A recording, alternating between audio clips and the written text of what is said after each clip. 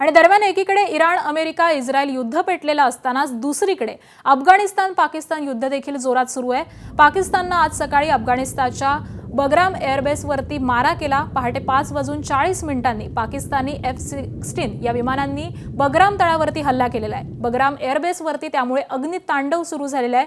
अफगाणी सैन्याच्या 221 शहीदी आफ्ताब कोअरचे सैनिक या तळावरती तैनात होते। हे सगळे मारले गेल्याची शक्यताही वर्तवली जाते। तर बगरामवरती हल्ल्यानंतर खुद्द राजधानी काबूलपर्यंत पाकिस्तानी विमानंही पोहोचलेली आहेत। अध्यक्षांच्या निवासावरून पाकिस्तानी विमानं उडालेली आहेत आणि त्यांना हाकलण्यासाठी अफगाणी सैन्यानं विमानविरोधी बंदुकांचा मारा केलेला आहे।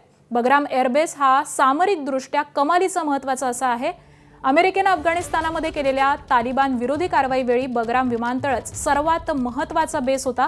अमेरिकेचं सैन्य हे माघारी फिरल्यावरती अध्यक्ष ट्रम्प यांनी अफगाणिस्तानकडे पुन्हा एकदा बगरामची मागणी केलेली होती। मात्र अफगाणिस्ताननं त्याला स्पष्ट असा नकार दिलेला होता।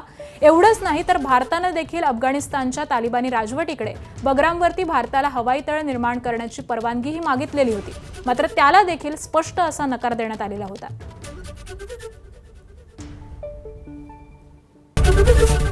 एबीपी माझा, उघडा डोळे बघा नीट।